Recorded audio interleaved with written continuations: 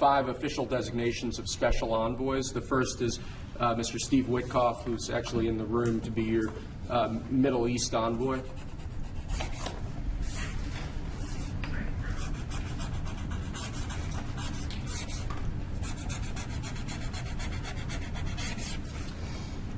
Where is Steve? Steve Witkoff, everybody. He's done a great job in the Middle East, really great. But we'll see how it all turns out. It's complex, but I think he's going to do very well. Next, we have Mauricio Claver-Carron to be your special envoy to Latin America, sir. Okay, good man.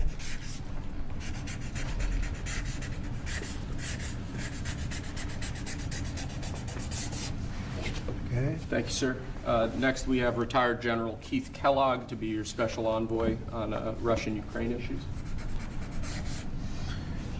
We've made a lot of progress on Russia, Ukraine. We'll see what happens, but a lot of progress has been made. We've got to stop that ridiculous war.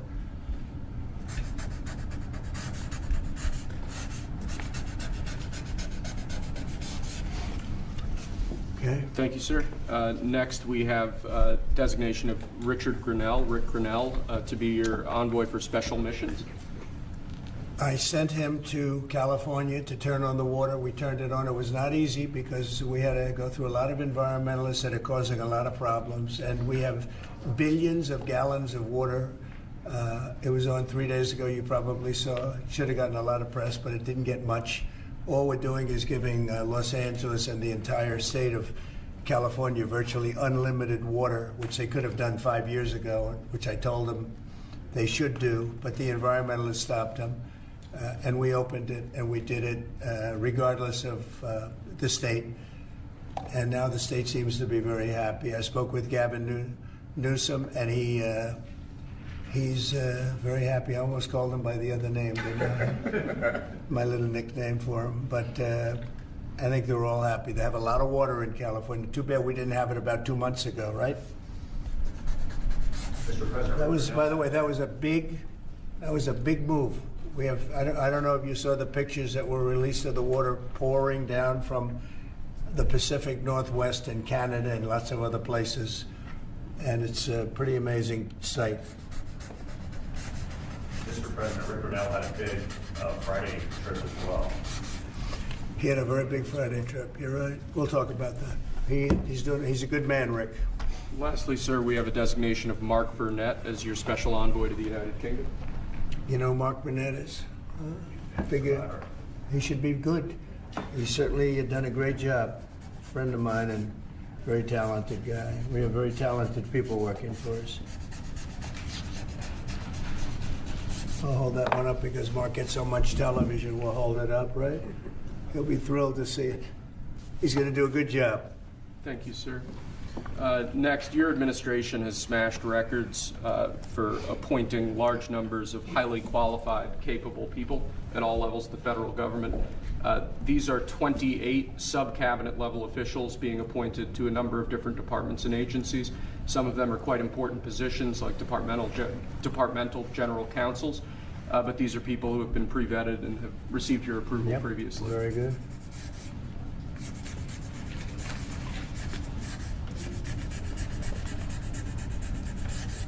Okay. Thank you, sir.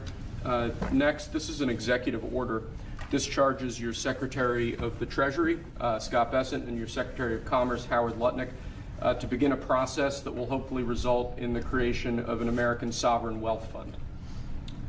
It's a very exciting event. We're going to have a sovereign wealth fund, which we've never had. We have a lot of things that create wealth, and you're seeing that over the last 2 weeks. I think we've created more wealth. Other people have created de-wealth, the people, my predecessors. We're creating a lot of wealth.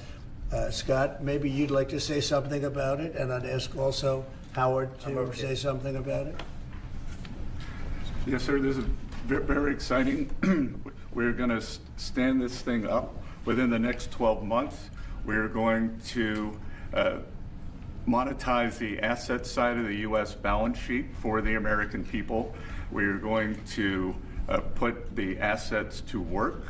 And I think It's going to be very exciting. We're going to study best practices as done around the world. It'll be a combination of liquid assets, assets that we have in this country as we work to bring them out for the American people. The extraordinary size and scale of the U.S. government and the business it does with companies should create value for American citizens.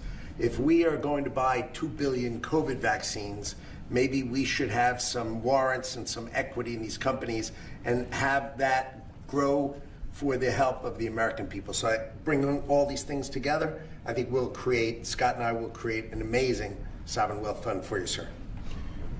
So other countries have sovereign wealth funds, and they're much smaller countries, and they're not the United States. We have tremendous potential in this country, tremendous. You're seeing that, what's happened just in a short period of time. And as an example, TikTok, we're going to be doing something perhaps with TikTok, and perhaps not. If we make the right deal, we'll do it, otherwise we won't.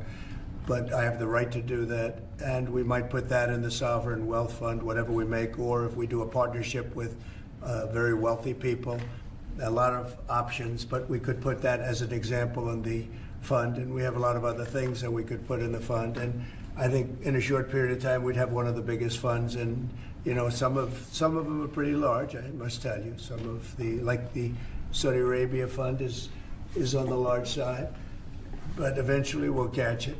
But we're going to create a lot of wealth for the fund, and I think it's about time that this country had a sovereign wealth fund. And these two gentlemen and some others are going to work with them very closely, and they'll be heading it up, and they're going to do a great job. Two highly respected people that have done unbelievably well in the world, in the real world. So that's a big deal, huh? Yes, sir. I think it's going to create value and be of great strategic importance. Mr. President, why is it important for Elon Musk to have access to the payment systems at Treasury? Well, he's got access only to letting people go that he thinks are no good if we agree with him, and it's only if we agree with him. He's a very talented guy from the standpoint of management and costs, and we put him in charge of seeing what he can do with certain groups and certain numbers. Some of the numbers are horrible, what he's found. Think of it, $100 million on condoms to Hamas, and many other things that are frankly even more ridiculous. And they're finding tremendous waste, really waste more than anything else, I think you could say. Probably fraud and abuse could be added to it, the more standard waste, fraud, and abuse. But they're finding tremendous amounts of really bad things, bad spending. You've been writing about some of it, frankly, and some of the things that they've been doing is just terrible. Elon can't do and won't do anything without our approval, and we'll give him the approval where appropriate. Where not appropriate, we won't. But he reports in, and it's something that he feels very strongly about, and I'm impressed because he's running, obviously, a big company. It has nothing to do, if there's a conflict, that we won't let him get near it. But he does have a good natural instinct. He's got a team of very talented people. We're trying to shrink government, and he can probably shrink it as well as anybody else, if not better. Where we think there's a conflict or there's a problem, we won't let him go near it. But he has some very good ideas, and we have a lot of very other talented people also. We're bringing in the most talented people in the world. By the way, we just unrelated, but we have two of the most talented people in the world, the legendary Rupert Murdoch and Larry Ellison. So they are two legends in business, publishing, and probably every other. Rupert is Larry pretty much in a class by himself, right? I mean, although you may have a couple of bucks more, I don't know, but Rupert is in a class by himself. He's an amazing guy, and Larry is Larry. Larry's one of the most serious players anywhere in the world, so it's an honor to have you. This has nothing to do with you people, but they're here, and I thought it would be appropriate. I'm sure you didn't recognize them. If you're all going crazy, they say, what are they doing here? Thank you, sir. Mr. President, on the tariffs, is there any chance that Canada or China could also get out of the tariffs after you struck a deal with Mexico? Well, nobody's out. with Mexico. We had a great talk with Mexico, and we had President Sheinbaum is a woman. I like her very much. We've had good relationships, but we have to stop fentanyl from coming in, whether I like somebody or not, and we have to stop the illegal aliens from coming in. I think we've lost 200,000 people on average a year for many years, much higher than the 100,000. Could be even closer to 300,000. And they've agreed to put in 10,000 soldiers permanently, like forever, 10,000 soldiers at their side of the border and stop fentanyl and illegal aliens from coming into our country. They have a big incentive to do.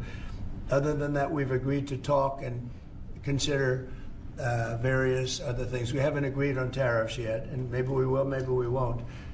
But we have a very good relationship. I also spoke with Prime Minister Trudeau of Canada, and we had a good talk in the morning, but I did ask him a couple of questions, like, you know, banks aren't allowed to do business in Canada. Canada is very tough. Canada is very, you know, we're not treated well by Canada, and we have to be treated well.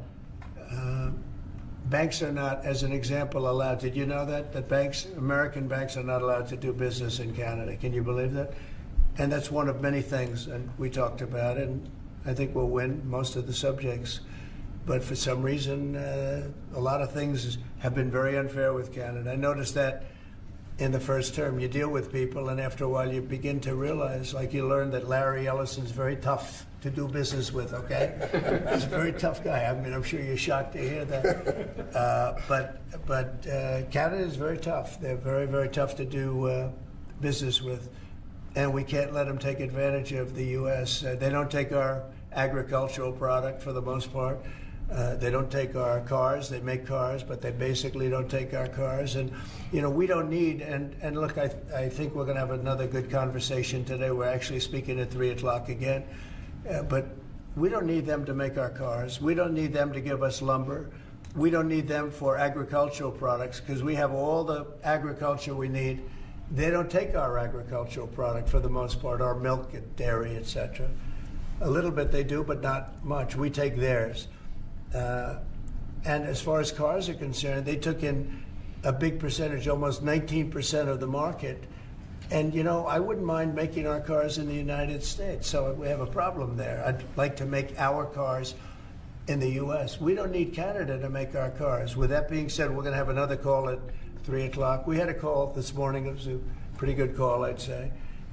So the call with Mexico went very well in the sense that they're very strong now on the border. They're going to put soldiers there. So, actually, they're best military soldiers, and they're going to be at the border, 10,000. That's a lot of soldiers, and they want to protect it also. You know, they don't want people running through Mexico, coming through Mexico to come into our country. So they're going to do that, and then we're going to talk about other things over the next 30 days. We're going to have Scott, Howard, and Marco Rubio, Secretary of State, lead the delegation, and we're going to have a big negotiation with Mexico.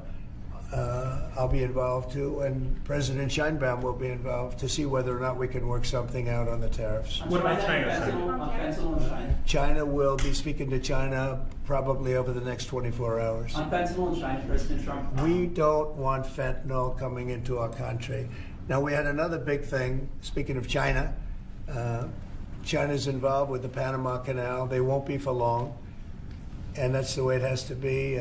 Marco just got back, as you know. He's in the process of coming back. I guess he's almost back by now.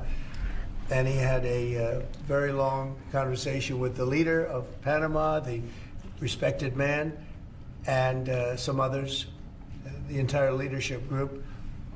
And we're trying to work a deal with the Panama Canal. The Panama Canal was given foolishly years ago to, it shouldn't have been happened, years ago to Panama, like Jimmy Carter and the group. We lost 38,000 people building the Panama Canal, like one of the great wonders of the world. It's the biggest job we've ever built, the biggest project we've ever built in this country, dollar-wise and every other way. 38,000 people died, Americans, all men, just about, laborers and construction people. They went to Panama. The mosquito got them. Between mosquito and snakes, we lost 38,000 people. It was the most expensive project ever built by the United States. The biggest, most expensive project we ever built 110 years ago. If you bring it up to now, it would have been the equivalent of $2 trillion. The most expensive we ever built, and we gave it away for $1, okay? We gave it away essentially for nothing. And we either want it back, or we're going to get something very strong, or we're going to take it back. And China will be dealt with. And we didn't give that to China. We gave it to Panama. We shouldn't have given it to Panama. But Panama, as you know, has violated the agreement, totally violated the agreement. So that's in the process right now. But they did have a very good meeting with the head of Panama. In addition to tariffs on China, could you say your current thinking about whether China should be forced to pay reparations both for fentanyl deaths and the million COVID? No, I haven't talked about that, but they do have tariffs. Honestly, nobody, the amount of money that was lost and most importantly, the lives lost because of COVID is not something that anybody could ever even imagine. It's probably $60 trillion, and all the countries in the world don't have $60 trillion. The amount of death and the amount of destruction and the amount of money lost is probably $60 trillion. I had it figured by people about 3 months ago. I just said, figure it out. Nobody knows what the real number is, but it's almost an infinite number. The damage done, no, but I have not discussed that. What I have discussed is we'll have some good meetings with China. We have meetings planned, and we'll see what happens. But that was just an opening salvo. If we can't make a deal with China, then the tariffs will be very, very substantial. Okay, I'm going to sign this one. Sir, this is, you've obviously made making America healthy again a key priority of this administration. A key component of that is obviously heart health. This is a ceremonial proclamation declaring the month of February to be National Heart Month. Okay. I hear we're doing very well with nominations. We'll see, but it looks like we're doing very well with nominations. Mr. President, have you been involved with calling senators who had some concerns about Tulsi Gabbard or Yes. RFK? Yeah, I've gotten great response. They want to do what's right, and we've had a good response. I think we'll do well. We have great people like this. We have great people coming in. I think I'd like to say the best ever recruited for government. I think we have the finest people ever recruited for government. Will it take an act of Congress? And you know what? You're starting to see that because we've done more in 2 weeks than Biden's done in 5 years, 6 years. They could be here between him and Obama. You add it up, okay? We've done more in 2 weeks than they've done in 12 years. Will it take an act of Congress to do away with USAID, or do you believe you have? I don't know. I don't think so. No, not when it comes to fraud. If there's fraud, these people are lunatics. And if it comes to fraud, you wouldn't have an act of Congress, and I'm not sure that you would anyway. But we just want to do the right thing. It's something that should have been done a long time ago. It went crazy during the Biden administration. They went totally crazy what they were doing, and the money they were giving to people that shouldn't be getting it, and to agencies and others that shouldn't be getting it. It was a shame. So they're tremendous fraud. But we'll be doing a report. We'll be giving you that report at the appropriate time. You know, in the first term, though, USAID was something that you liked in some respects. I love the concept of it. Yeah, That's the program. Sure. I love the concept, but they turn out to be radical left lunatics. And the concept of it is good, but it's all about the people. Mr. President, you said you also want to impose tariffs on the EU. What kind of tariffs are you thinking about? Well, we have massive deficits with the European Union, massive, like $350 billion, if you can believe it. They don't take our farm product. They don't take our cars. They don't take almost anything, but we take their cars. We have millions of cars coming in, BMW and Mercedes-Benz and Volkswagen and just so many different cars, and we don't do anything about that. And we don't charge them tariffs. They make it impossible to sell cars in the European Union. They make it very difficult, agricultural product. They actually don't take it, and they have a lot of excuses. Some of them are the pesticides and the different chemicals used, and Bobby Kennedy actually is looking at that very, very seriously, because maybe it's not necessary to use all of that. You know, we want to be the healthiest country, and we're not. We spend more money on food than anybody else in terms of its creation, but we're not the healthiest country. So maybe there is something to the fact that we shouldn't be using so much chemical, and maybe that'll stop. But Bobby Kennedy is the one, because he is not a believer in all of the things we have done, and neither are the Europeans. So we'll see what happens. But they use it as an excuse not to buy our product. And I asked a couple of the leaders, I don't want to use names, but how many Chevrolets or Fords do you see in the middle of Munich? And the answer is none, because they don't take any cars. They don't take anything. So the European has abused the United States for years, and they can't do that. And they want to make a deal. Let me tell you, in all cases, they all want to make deals. There's nobody that doesn't want to make deals. They've been abusers, and they want to make deals. So we'll see about that. But we'll have, I think, some very fair. All we want is a fair deal. And you know, there's a word, reciprocal.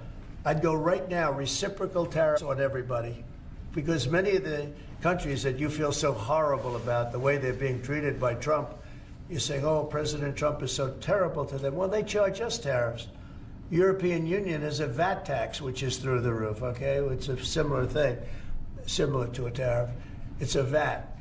And they have it, and it's numbers like you wouldn't believe. And Canada, I told you about the banks, and I told you they charge us. And people don't say that. They don't like to say it. Just like they don't like to say that I opened up the water for California. It's a great thing. It's too bad they didn't do it themselves. I had to do it, and it was not easy. We did it a very rough way, and I didn't like to do it a rough way. We shouldn't have to do it a rough way.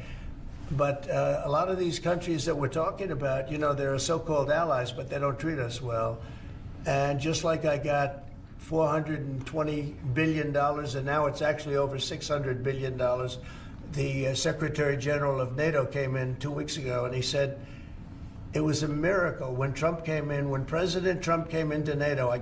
He said it was $636 billion by saying to them, no, you have to pay. And if you don't pay, we're not going to be there for you. You know, somebody has to say it, and they paid. And it was a large amount of money. And one of the problems we have with the Russia-Ukraine situation is that we wanted to see some equalization, because we're in for close to $300 billion, and they're in for $200 billion less. Why are they in for less? Because Biden never asked them for money. He never said, you got to pay. He never did. All he did is hand out money. So we're talking with them right now, and we're actually working some deals right now. So we have some guarantees and some other things to keep that whole situation to go, really going. I mean, going. We're telling Ukraine they have very valuable rare earth. We want what we put up to go in terms of a guarantee. We want a guarantee. We're handing them money hand over fist. We're giving them equipment.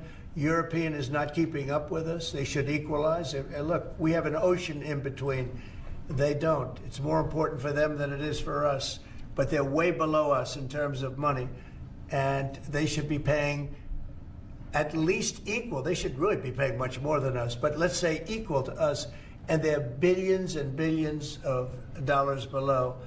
So we're looking to do a deal with Ukraine where they're going to secure what we're giving them with their rare earth and other things.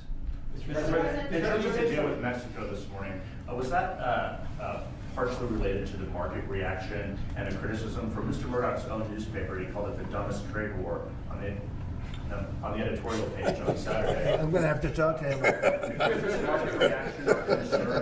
I've been right over the Wall Street Journal many times, I will tell you that. I don't agree with him on some things. No, it's not only is it not dumb, you're going to see. Every single one of those countries is dying to make a deal. You know why? Because they're ripping us off really badly. And the United States is tired of being ripped. We're just being ripped off. And that's why we have $36 trillion in debt. We have it for a reason, because we make bad deals with everybody. And we don't allow that anymore. So the Wall Street Journal is wrong, because very simply, every single country that you're writing about right now is dying to make a deal, because the deals they have right now are so good, and so good for them, and so profitable for them. You didn't know that Canada didn't allow our banks. You didn't know all of these different things. And I think in the end, you're going to see that either very, very substantial tariffs are going to be paid by them, or they're going to make some kind of a deal. Sir, Or did Mexican President Sheinbaum? Did what? Did you blink this morning? There was no blinking. No, she's a wonderful woman, but she did agree to 10,000 soldiers on the border. I would say that's a lot. Would you say that's pretty good? 10,000 soldiers on the border? Sir, And the 10,000 soldiers are going to keep illegal aliens out, and they're going to keep them out, seriously out, and otherwise they're going to have a big penalty. Mexico is going to be penalized. They're not going to come through Mexico anymore, and they're not going to let the fentanyl come in from China. And China hopefully is going to stop sending us fentanyl. And if they're not, the tariffs are going to go substantially higher. Sir, just to clarify, when you said about Ukraine earlier, the rare earths, is that something you want them to give the rare earths to the United States? Yeah, yeah. Okay. I want to have security of rare earth. We're putting in hundreds of billions of dollars. They have great rare earth, and I want security of the rare earth. And they're willing to do it. Sir, you mentioned earlier that you On Canada, when you talk to Justin Trudeau again, is there anything he can give you at 3 p.m. when you talk again to also I don't secure know. a pause, I don't know. like you said with I Mexico? don't know. We have big deficits with Canada, like we do with all countries. I mean, I look at some of the deals made, I say, who the hell made these deals are so bad? But with Canada, I have a talk with him, and you maybe know or maybe not. We're going to meet again or talk again at 3 o'clock, Yeah. right after my next meeting, and we'll see what happens. I Anything can't on tell the you what's banks going to happen. You mentioned that he could agree to change your mind on the tariffs? Well, we can always, look, what I'd like to see, Canada become our 51st state. We give them protection, military protection. We don't need them to build our cars. I'd rather see Detroit or South Carolina or any one of our, Tennessee, any one of our states build the cars. They could do it very easily. We don't need them for the cars. We don't need them for lumber. We don't need them for anything. We don't need them for energy. We have more energy than they do. We don't need them for energy.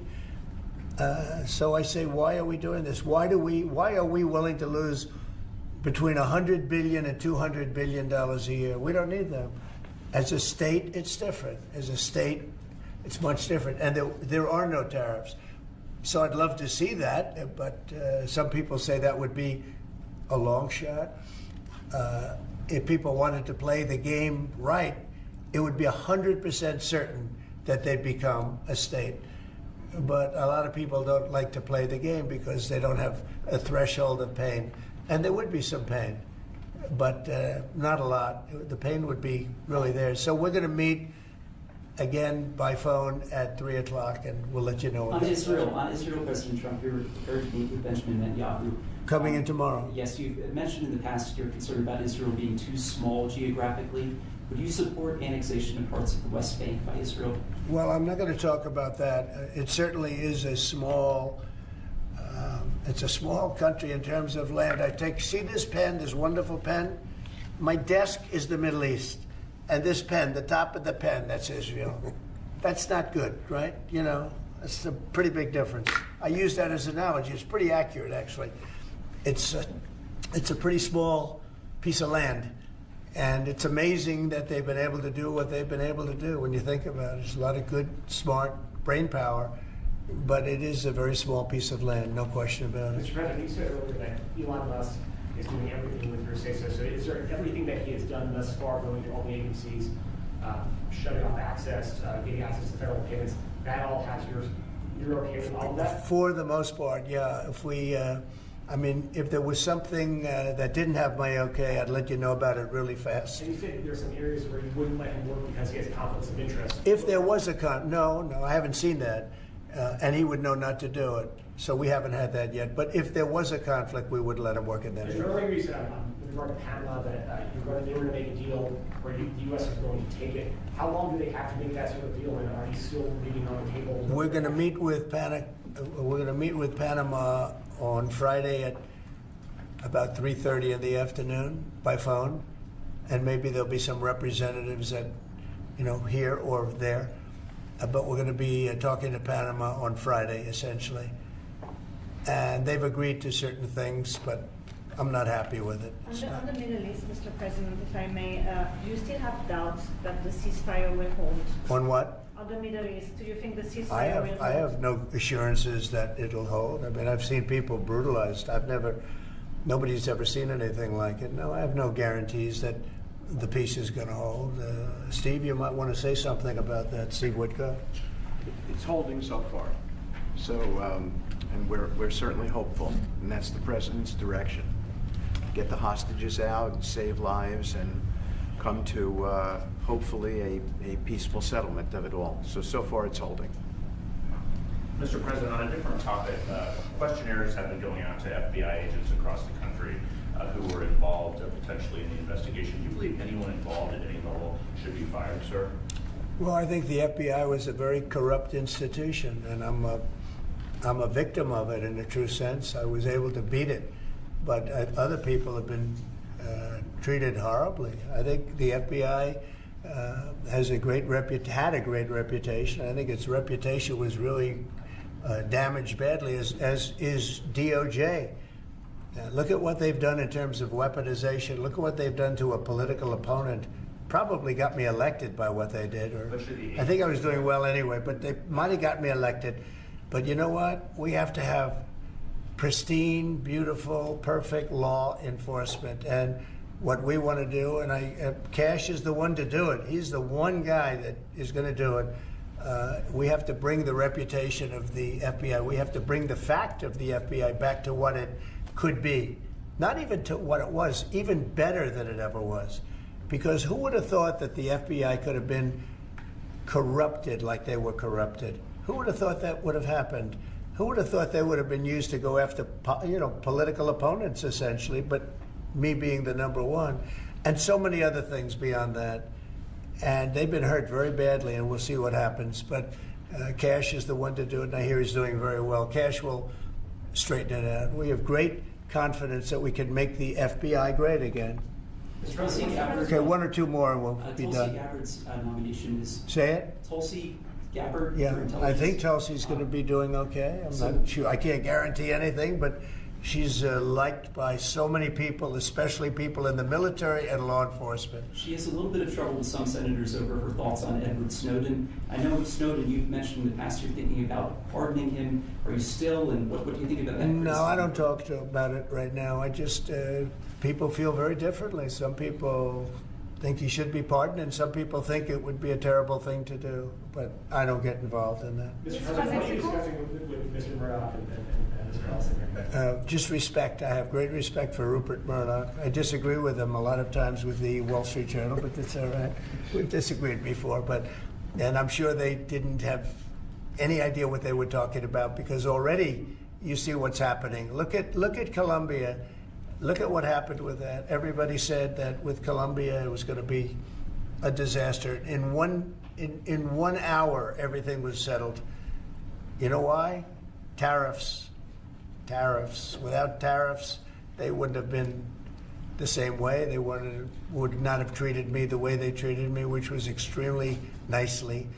And I don't want to use countries, I don't want to use names, but tariffs are very powerful, both economically and in getting everything else you want. Tariffs for us, nobody can compete with us because we're the pot of gold. But if we don't keep winning and keep doing well, we won't be the pot of gold, and then tariffs won't be so good for us. But when you're the pot of gold, the tariffs are very good. They're very powerful, and they're going to make our country very rich again. Thank you very much, everybody. Thank you, guys. Thank you, guys. I don't know. Thank you, guys. How is the market doing? Hey, guys. Thank you, guys. Thank you, guys. Let's go. I did?